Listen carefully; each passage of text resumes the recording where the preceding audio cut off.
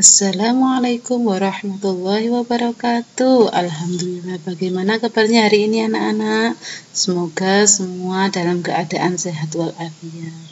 Marhaban ya Ramadan, selamat datang bulan Ramadan, selamat menjalankan ibadah puasa anak-anak di rumah. Semoga ibadah puasa kita hari ini dan di bulan ini membawa keberkahan untuk diri kita, keluarga maupun lingkungan sekitar. Pagi ini berjumpa kembali dengan saya Ibu Sumiati pada pembelajaran PAI kelas 7 SMP Plus Darussalam Lawang. Sebelum kita mulai pembelajaran pagi ini, mari kita membaca doa bersama-sama. Raditu billahi robba wa bil islami dina wa bi Muhammadin sallallahu alaihi wasallam nabiyyan wa rasula. Rabbi zidni ilma warzuqni fahma. Amin amin amin ya rabbal alamin. Adik-adik di rumah, sebelum kita mulai pembelajaran, mari persiapkan buku tulis, buku paket PAI, LKS, dan alat tulis. Pagi ini yang kita pelajari yakni Hijrah ke Madinah, sebuah kisah yang membanggakan. Silakan buka pada buku paket halaman 157.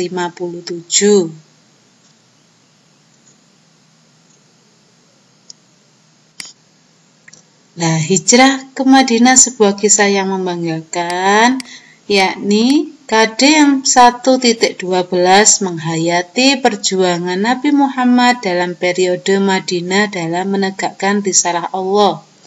KD 2.12 meneladani perjuangan Nabi Muhammad periode Madinah. KD 3.12 memahami sejarah perjuangan Nabi Muhammad periode Madinah. KD 4.12 menyajikan strategi perjuangan yang dilakukan Nabi Muhammad periode Madinah. Ini adalah KD kita pada bab kali ini. Tujuan pembelajarannya apa? A. Yakni peserta didik mampu menunjukkan contoh perilaku meneladani perjuangan Nabi Muhammad SAW periode Madinah. B. Peserta didik mampu menerangkan sejarah perjuangan Nabi Muhammad periode Madinah. C. Peserta didik mampu menunjukkan strategi perjuangan yang dilakukan Nabi Muhammad SAW periode Madinah. D. Peserta didik mampu menjelaskan strategi perjuangan yang dilakukan Nabi Muhammad periode Madinah. Itu adalah tujuan pembelajaran kita pada bab kali ini. Ya, peta konsep dari perjuangan Nabi Muhammad di periode ini yakni perjuangan Nabi Muhammad SAW di Madinah. Yang pertama nanti mempelajari dan memahami kronologi peristiwa hijrahnya Nabi Muhammad. Selanjutnya, mengkaji dan memahami strategi dakwah di Madinah. Selanjutnya, yakni meneladani nilai-nilai perjuangan Rasulullah SAW di Madinah.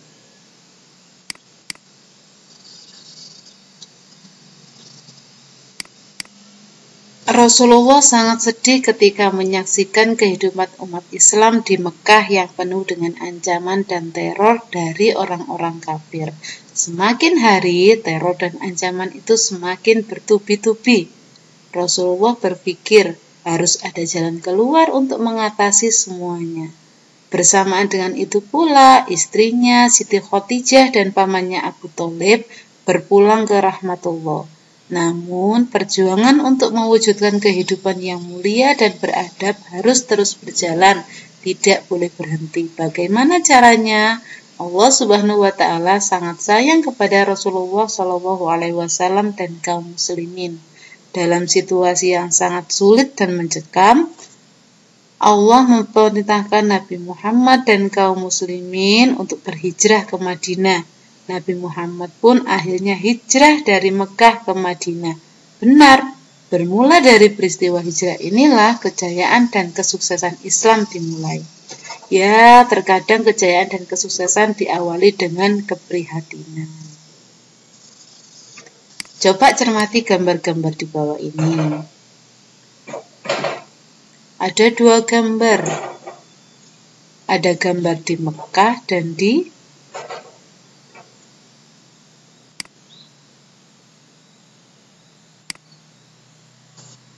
penyebab Rasulullah hijrah.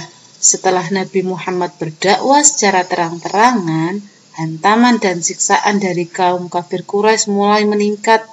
Berbagai cara dilakukan kaum kafir Quraisy agar Nabi Muhammad tidak meneruskan dakwahnya. Bertahun-tahun Nabi Muhammad menyerukan Islam di Mekah, tetapi hasilnya hanya sedikit yang mengetahui ajarannya. Pada saat Nabi Muhammad membutuhkan dorongan dan motivasi dari orang-orang terdekatnya, justru istrinya Khadijah dan pamannya Abu Thalib berpulang ke rahmatullah dalam waktu yang hampir bersamaan.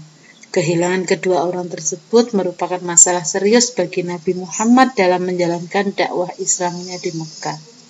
Peristiwa sangat penyidikan ini kemudian disebut tahun duka cita atau Amul Husni.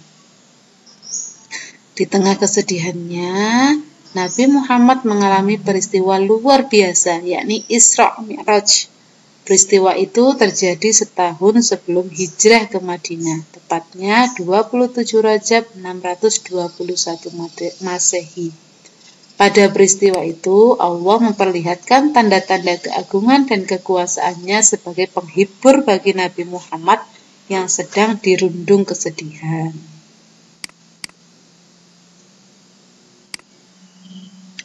Peristiwa ini memberikan pelajaran yang sangat berharga kepada Nabi Muhammad. Pada peristiwa tersebut, Nabi Muhammad menerima perintah sholat 5 waktu dalam sehari semalam. Ini adalah gambaran kota Madinah, penuh dengan gurun pasir. Setelah Isra Mi'raj, Nabi Muhammad meneruskan dakwahnya dan menggambarkan peristiwa yang dialaminya. Kabar itu membuat kaum Quraisy menganggap Nabi Muhammad telah melakukan pembohongan. Usaha-usaha pembunuhan terhadap Nabi Muhammad dan pengikutnya terus digalakkan. Setelah Allah menyuruhkan untuk hijrah, maka Nabi Muhammad pun melaksanakan hijrah ke Madinah.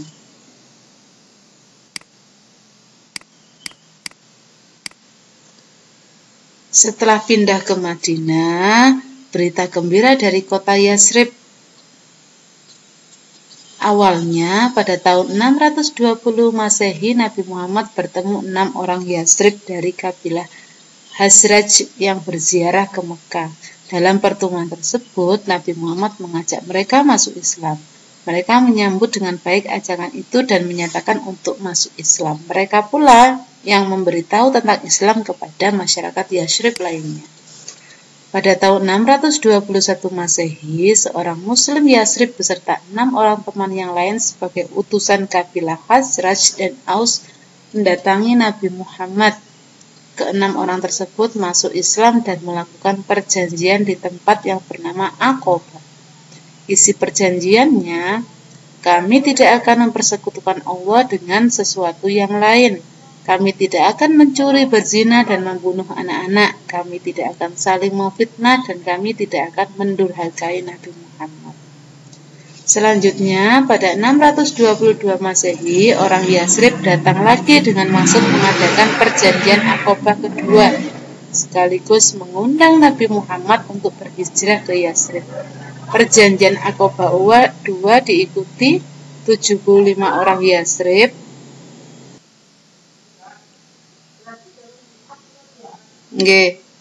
Perjanjian Aqabah kedua diikuti 75 orang Yatsrib dan Nabi Muhammad yang didampingi pamannya Hamzah.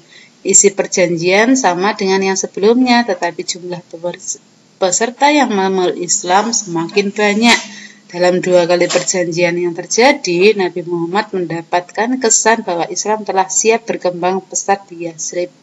Kenyataan ini membuat Nabi Muhammad memerintahkan para pengikutnya untuk hijrah ke Yatsrib dengan sembunyi-sembunyi. Sementara Nabi Muhammad bertahan di Mekah bersama Abu Bakar dan Ali bin Abi Thalib. Rencana hijrah Nabi Muhammad didengar kaum kafir Quraisy. Kaum kafir Quraisy pun akhirnya merencanakan pembunuhan terhadap Nabi Muhammad. Kaum kafir Quraisy khawatir Islam akan berkembang di Yatsrib. Mereka menyuruh para pemuda untuk mengepung nubah Nabi Muhammad. Karena khawatir akan lari, pada malam itu pula Nabi Muhammad membisikkan kepada Ali bin Abi Thalib supaya memakai selimut beliau dan berbaring di tempat tidurnya. Atas izin Allah, Nabi Muhammad berhasil keluar dari rumahnya dengan selamat. Tidak lama setelah Nabi Muhammad meninggalkan rumahnya, para pemuda terbangun dan masuk ke rumah beliau dengan penuh nafsu untuk membunuh. Akan tetapi, mereka hanya mendapatkan Ali bin Abi Thalib yang sedang tidur. Mereka kecewa dan tidak percaya dengan segala hal yang terjadi. Hal ini terjadi hanya karena pertolongan Allah Subhanahu wa Ta'ala. Yakni perjalanan hijrah Rasulullah. Menjelang malam, Rasulullah menuju rumah Abu Bakar dan mengajaknya hijrah. Kedua orang itu kemudian keluar dari jendela pintu belakang, terus bertolak ke arah selatan menuju Gua Sur. Jalan yang ditempuh oleh mereka adalah jalan yang tidak mungkin dilewati manusia. Hal ini dilakukan supaya pemuda Quraisy yang mengejar tidak menyangka mereka melalui jalan itu. Dalam perjalanan tersebut, mereka berdua sembunyi di Gua Sur selama 3 hari 3 malam. Tidak seorang pun yang mengetahui tempat sembunyi itu selain Abdullah bin Abu Bakar, kedua orang putrinya, Aisyah dan Asma, dan pembantu mereka Amir bin Fuhairah. Tugas Abdullah adalah mencari informasi tentang rencana kafir Quraisy terhadap Nabi Muhammad. Pada malam hari ini, ia menyampaikan informasi tersebut kepada Nabi Muhammad beserta ayahnya.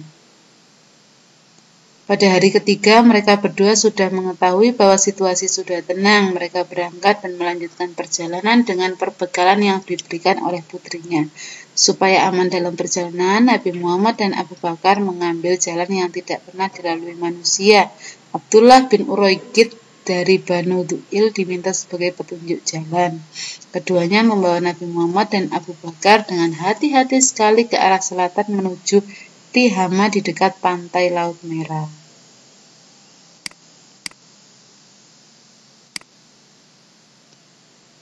Orang Quraisy mengadakan sayembara siapa yang membawa Nabi Muhammad hidup atau mati, hadiah besar dan jabatan tinggi nantinya. Hal ini menarik hati masyarakat waktu itu termasuk Suraka bin Malik yang sudah mengetahui perjalanan Nabi Muhammad dan Abu Bakar. Tidak lama kemudian, Suraka bin Malik mendapati tempat yang dimaksud. Ia menemukan Nabi Muhammad beserta temannya yang sedang beristirahat di sebuah batu besar sambil menyantap bekal yang diberikan oleh Asma, putri Abu Bakar. Setiap kali Suraka bin Malik mendekati rombongan Nabi, keduanya selalu tersungkur. Hal itu berulang sampai 4 kali.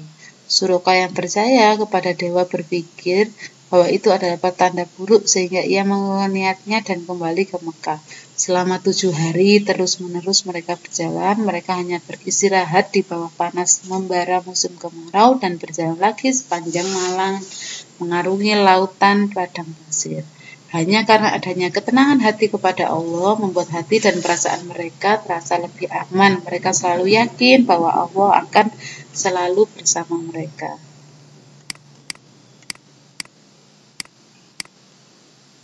Dakwah Nabi Muhammad di Madinah. Setelah sampai di Madinah, Nabi Muhammad mulai membuat program kerja dan melaksanakannya seperti membangun masjid, mempersaudarakan antar muhajirin dan ansor, dan membuat perjanjian dengan penduduk Madinah. Langkah pertama yakni membangun masjid. Pembangunan masjid segera dimulai dan seluruh umat Islam ikut ambil bagian sehingga berdiri sebuah masjid berdinding bata berkayu, batang kurma, dan beratap daun kurma. Masjid yang dibangun Rasulullah bersama-sama kaum muhajirin dan ansor tidak hanya berfungsi untuk sholat semata, akan tetapi untuk seluruh kegiatan Nabi di Madinah. Di antaranya fungsi masjid pada zaman Nabi adalah sebagai tempat mempersatukan umat bermusyawarah tentang perkembangan Islam, mengkaji ilmu agama, bahkan sebagai pusat pemerintahan setelah Rasulullah dipilih sebagai pemimpin di Madinah. Seluruh aktivitas masyarakat Madinah dipusatkan di masjid. Itulah fungsi masjid yang sebenarnya sudah dibangun oleh Rasulullah. Bagaimana dengan masjid sekarang? Apa hanya berfungsi sebagai tempat sholat belaka? Kalian bisa memfungsikan tempat tinggal kalian termasuk masjid sebagai fungsi masjid pada zaman dahulu. Langkah berikutnya yakni mempersaudarakan kaum muhajirin dan ansor. Orang yang hijrah dari Mekah ke Madinah, sedang Ansor adalah orang Madinah yang menyambut kedatangan kaum muhajirin. Setiap Ansor mengakui orang muhajirin sebagai saudarinya.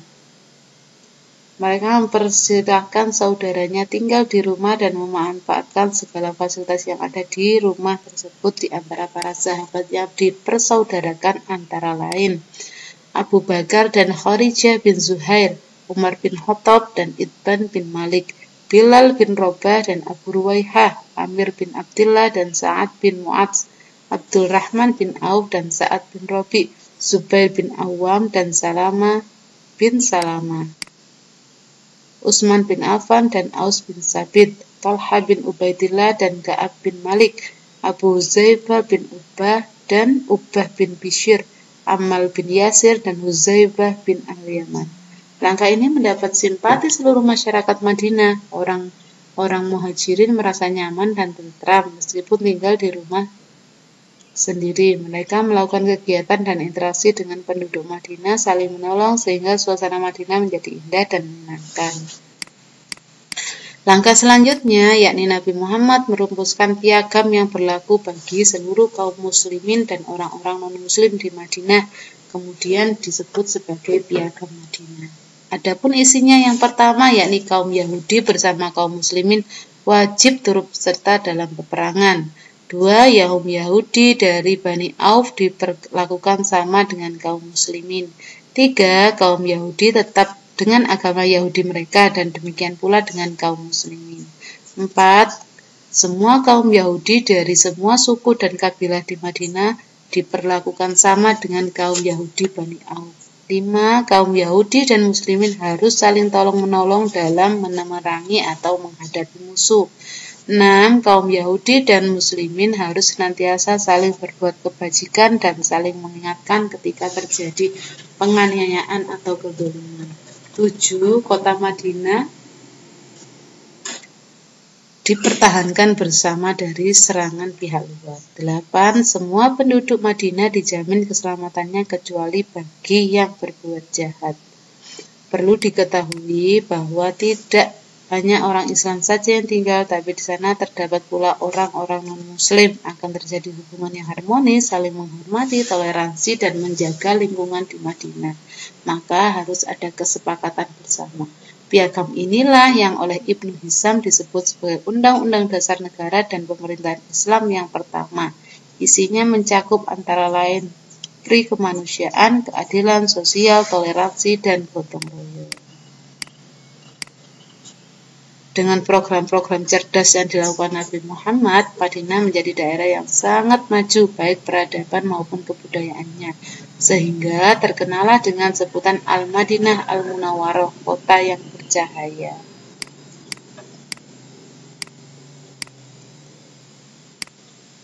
Sekian materi yang Ibu sampaikan, semoga bisa dipahami.